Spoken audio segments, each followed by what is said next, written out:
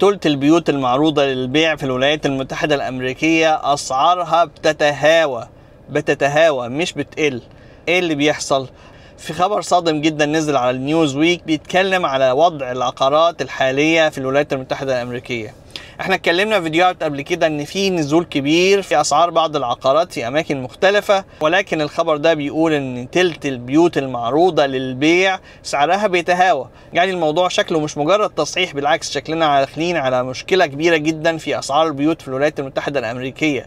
الناس اللي اشترت وكسبت عايزة تبيع دلوقتي عشان تحتفظ بمكاسبها قبل ما الاسعار تقع اكتر واكتر، فبقى المعروض كتير جدا، غير الناس اللي عندها ازمات كبيرة في دفع مستحقات البيوت بتاعتها. فعشان تتجنب خطر الفوركلوجر او البيع غصب عنها في مزادات، فهي بتحاول تعمل اي حاجة عشان تبيع البيت وتطلع لها شوية فلوس تقدر تعيش بيها وتمشي امورها لغاية لما تظبط امورها تاني. وطبعا في ولايات بتقود القصة ديت زي ولاية فلوريدا اللي عندها دلوقتي ازمة كبيرة، ناس كتيرة نقلت ليها ايام الكوفيد وايام الكورونا، فرفعوا اسعار البيوت بشكل ضخم جدا هناك.